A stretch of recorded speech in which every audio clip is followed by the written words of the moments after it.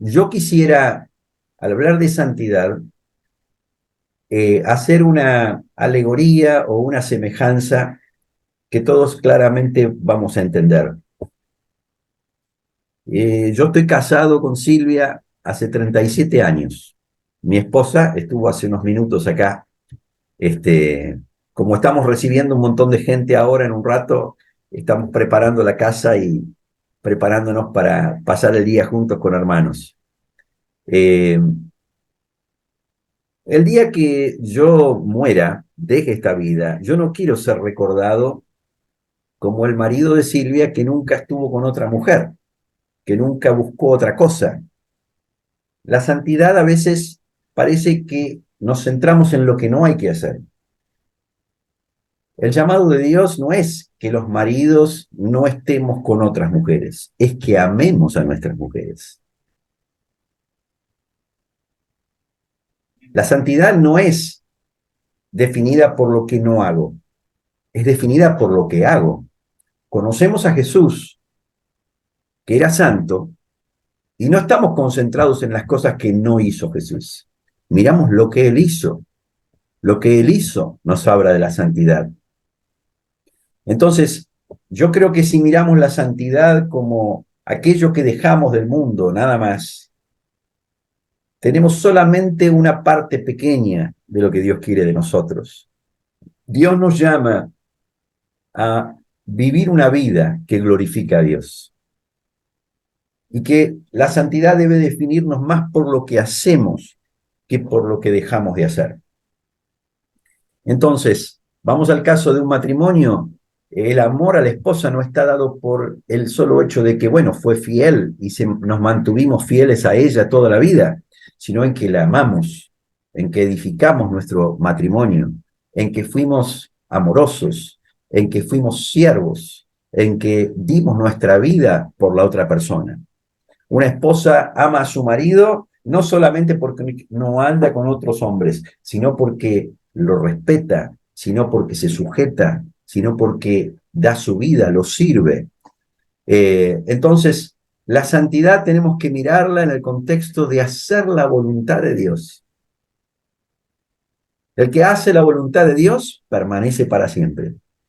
No es lo que no hace, sino lo que hace, lo que define que somos hijos de Dios. Por otro lado, la santidad muchas veces es mirada desde el lado de de los pecados groseros, que si no los cometemos, parece que estamos en santidad. Pero en realidad, yo quisiera definir como santidad el cumplimiento en nosotros de las bienaventuranzas. Jesús dijo, bienaventurados los pobres en espíritu, bienaventurados los que lloran, bienaventurados los mansos, bienaventurados los que son misericordiosos, bienaventurados los pacificadores, bienaventurados los de limpio corazón, bienaventurados los que padecen persecución por causa de la justicia. Estos son los bienaventurados. Dios nos llama a actitudes de nuestro corazón que reflejan la santidad de Dios. Pobreza en espíritu.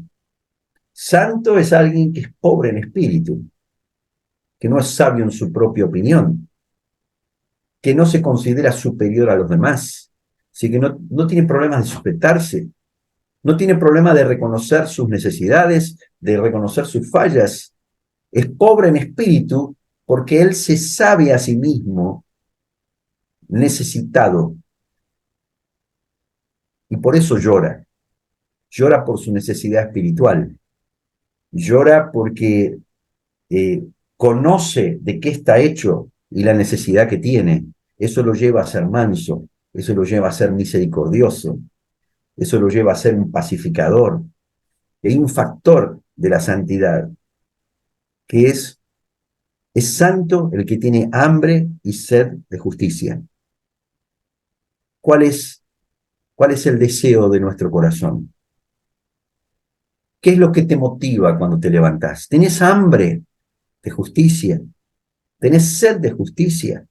¿Qué es el hambre y la sed? Es aquello que deseamos desesperadamente. ¿Cuál es la brújula? ¿Cuál es el viento que empuja mis actitudes? ¿Qué es lo que más deseo? Si yo deseo establecer el reino de Dios y su justicia como primera cosa en mi vida, si yo tengo este hambre y esta sed, y si yo soy pobre en espíritu, y si yo vivo deseando hasta las lágrimas el satisfacer la voluntad de Dios, y si yo soy un pacificador, y si yo soy alguien que sufre padecimientos por causa de la justicia, yo soy santo. Eso fue Jesús. Eso fue Jesús. Entonces, eh, claro que está la parte de dejar de hacer. Colosenses capítulo 3 dice que hagamos morir lo terrenal en nosotros. Fornicación, impureza, pasiones desordenadas, malos deseos y avaricia, dice. Esto hay que hacer morir. No podemos andar con estas cosas. Y Pablo agrega, porque sobre estas cosas viene la ira de Dios. Esto podíamos haber sido antes nosotros, pero no ahora, porque estas cosas no se pueden ni nombrar entre nosotros. La impureza sexual, la avaricia, quiero usar la palabra materialismo. Materialismo es el amor de las cosas de este mundo, el amor de los bienes materiales, que es una idolatría, porque es poner a esas cosas en el pedestal, en el monumento de aquello que más valoramos. Dice, hagan morir esto, que es terrenal, la inmoralidad sexual, la avaricia, el materialismo, que es idolatría. Haced morir pues lo terrenal en vosotros, fornicación, impureza, pasiones desordenadas y malos deseos. Es decir, intenciones impuras, aspiraciones impuras. Y dice, hagan morir esto. Claro que tenemos que hacer morir. Primero que nada, tenemos que eliminar estas cosas de nuestra vida. Porque sobre estas cosas viene la ira de Dios. Los que practican tales cosas no pertenecen al reino de Dios. Entonces tenemos que evitarlas, sacarlas de nosotros, hacerlas morir. Literalmente es asfixiarlas, es cortarles la respiración a estas cosas. Pero ahora dice, en Colosenses capítulo 3, pero ahora quítese de vosotros y otras cosas que hay que quitar. Hay cosas que permanecen en nosotros, que tienen que ver con las relaciones con otros. La santidad no es algo individualista, no es algo que tiene que ver conmigo y mi persona en un convento. La santidad es algo que se manifiesta en las relaciones que tenemos con nuestra esposa, con nuestros hijos, con nuestros amigos.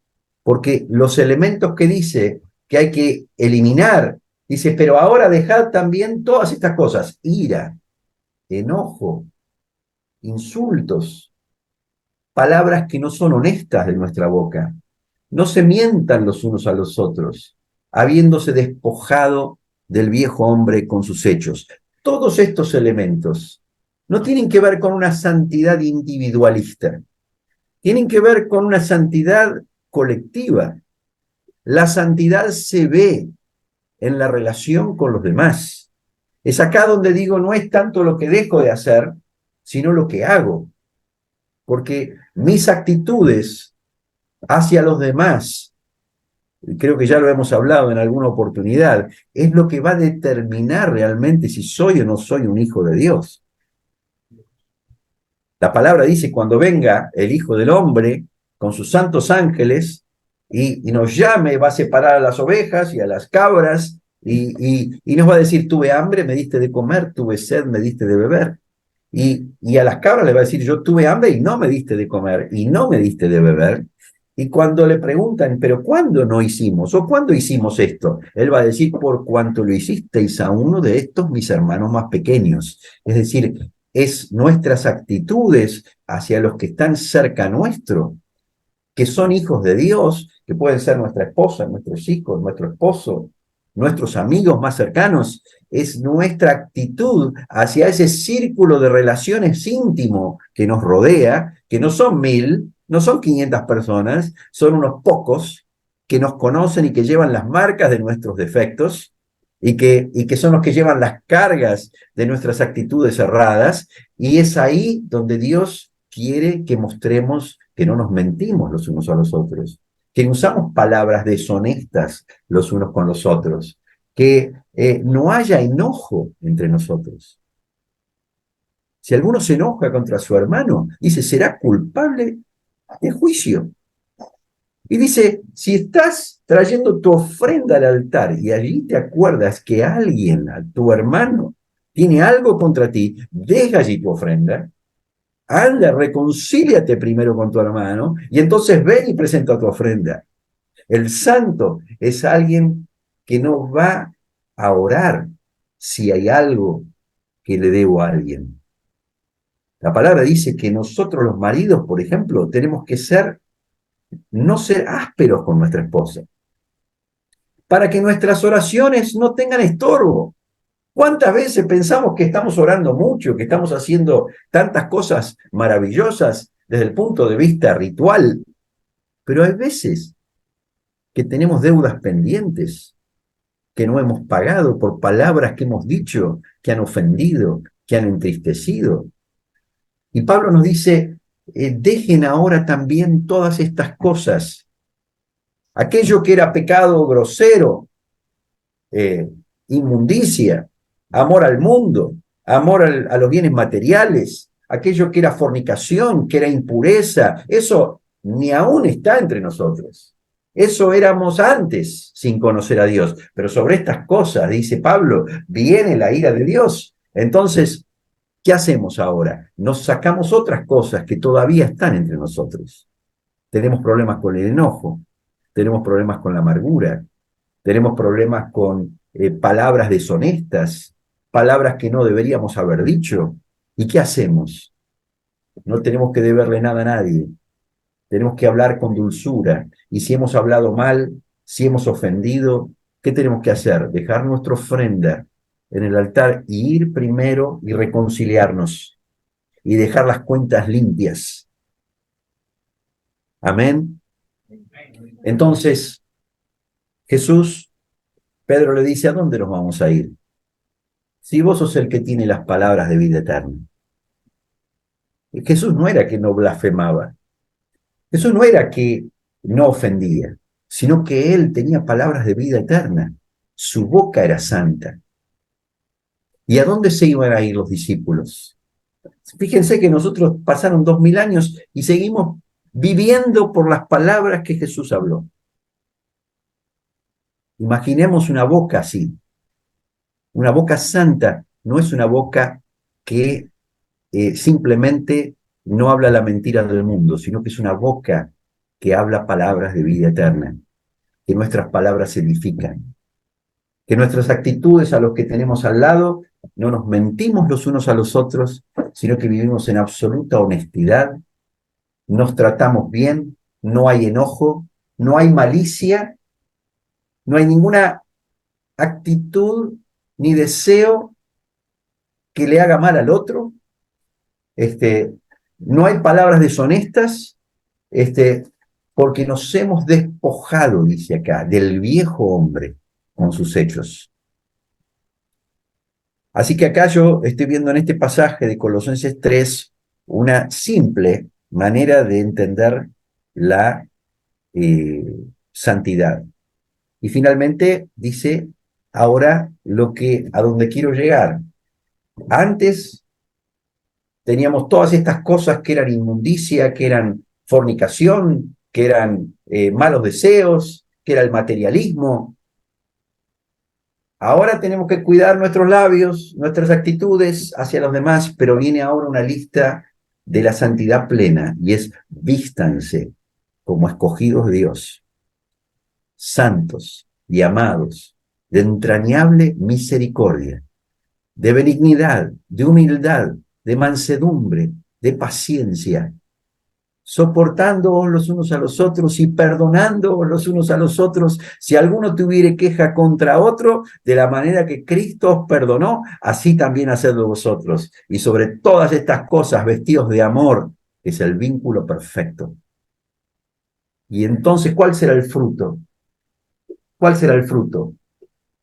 Sobre todas estas cosas, vestidos de amor, que es el vínculo perfecto, y la paz de Dios gobierne vuestros corazones, a la que asimismo fuisteis llamados en un solo cuerpo, como parte del cuerpo de Cristo, y sed agradecidos. La palabra de Cristo more en abundancia en vosotros, enseñándoos y exhortándoos unos a otros en toda sabiduría, cantando con gracia en vuestros corazones al Señor, con salmos, con himnos y cánticos espirituales. Y todo lo que hacéis, volvemos al tema de la música, al tema de las películas, todo lo que hacéis, sea de palabra o sea de hecho, hacedlo todo en el nombre del Señor Jesús, dando gracias a Dios Padre por medio de él. Amados, este es el capítulo 3 de Colosenses. Lo deberíamos tener todos impresos en una hoja y pegado en la puerta de la heladera. No sé si ustedes dicen heladera o dicen refrigerador, como dicen en Colombia. Pero esa debería ser nuestra constitución. Amén. No es, la santidad no es algo que se mide en un convento. La santidad no es algo que yo dejo de hacer, sino que la santidad es aquello que hago. Jesús dio 33 años de su vida a hacer la voluntad del Padre. Jesús, todo lo que él hizo fue para agradar al Padre. Todo lo que él hizo fue, no solo los 3 años de ministerio claro que tuvo con los discípulos de Jesús, sino también los 30 años que tuvo en la casa de sus padres y con sus hermanos. En todo él agradó al Padre. Entonces, Dios nos llama a ser santos en toda nuestra manera de vivir, especialmente si nosotros amamos a los que tenemos alrededor, los servimos, los soportamos, vamos otra milla, ponemos otra mejilla. Si nosotros, si alguien nos quiere quitar algo, le damos también la capa, la túnica. Es imposible que el diablo tenga lugar en nosotros. En el amor se cumple toda la ley de Dios. Es en el amor a los que tenemos alrededor. Si estamos ocupados en amar a otros, difícilmente el diablo halle lugar en nosotros para tentarnos con las cosas, con las mentiras y con las cosas realmente obscenas de este mundo, ¿no? Así que cuando nos vayamos de esta vida, no deberíamos ser recordados por los demás por aquello que no hicimos, sino por aquello que sí hicimos, por las actitudes que tuvimos. Y si nosotros nos enfocamos en esto, en edificar, en amar a aquellos que Dios puso a nuestro lado, estamos cumpliendo toda la ley de Dios. Así que o sea, lo que yo quería decir es que esto que Dios pide de nosotros es mucho más que simplemente no contaminarnos con el mundo. Es transformar al mundo en un jardín a través del amor de Cristo en nuestras vidas, dado a aquellos que están a nuestro alrededor. Amén. No sé si se entendió, pero bueno, básicamente mi entendimiento es que necesitamos concentrarnos en cuánto de Cristo los demás que están a nuestro alrededor reciben de nosotros. Cuánto amor, cuánto servicio, ¿no? Y si estamos concentrados en eso, no nos puede ir mal. Y la palabra dice claramente que nos vamos a poder parar firmemente en ese amor que tenemos todos, los unos por los otros. Nos vamos a poder parar firmemente frente a la venida del Señor, sin temor. sin temor, porque en el que ama a los demás, el que sirve a los demás, en él se cumple toda la ley de Dios, toda la voluntad de Dios.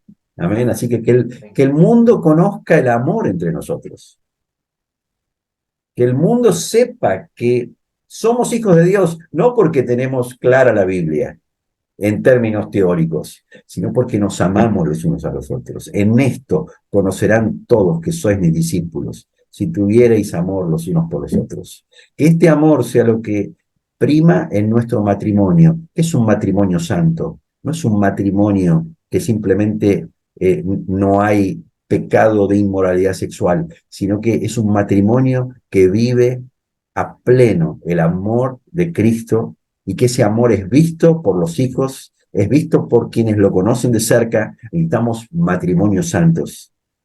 Amén. Necesitamos hogares santos. Necesitamos amistades santas. Y el Señor en esto es glorificado. Dani, muchas gracias por el tiempo, hermano. Gracias a ustedes. Gracias a ustedes. Esta segunda parte no hay preguntas. Hay mucho para hacer.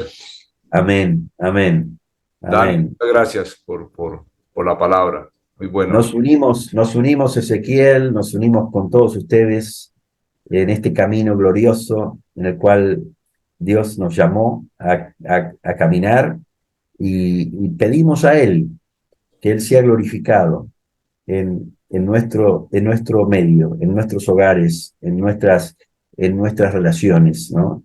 Y que realmente cuando Él nos encuentre, cuando Él nos venga a buscar, nos encuentre que nuestro amor no se apagó, que nuestro amor se mantuvo fiel, ¿no?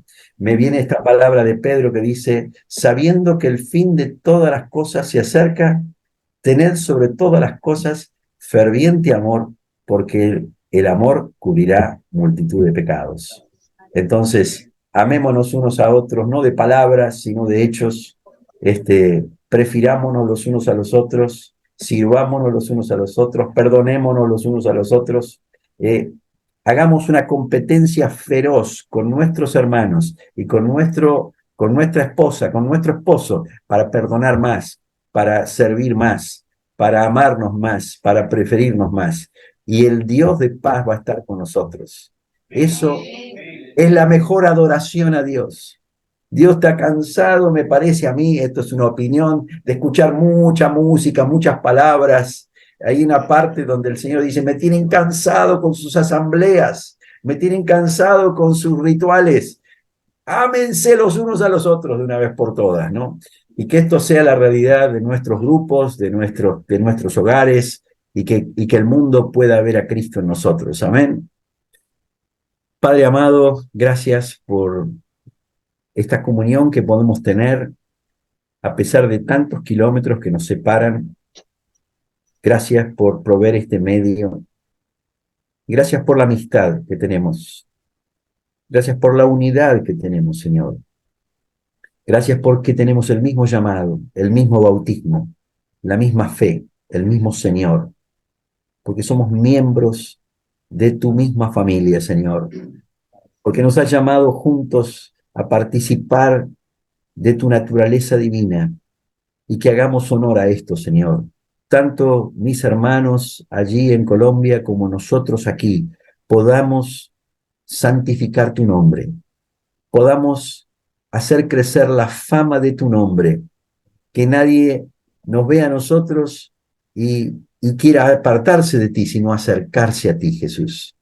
Y gracias por esta hermana que hoy se ha bautizado, Señor, que emprende un camino nuevo en su vida, Jesús. Hace una revolución en su vida, en su hogar y en todas sus amistades, donde Cristo sea glorificado en ella. Bendito sea tu nombre. Amén, Señor. Gracias, hermano. Gracias a ustedes, Gracias. Bendiciones.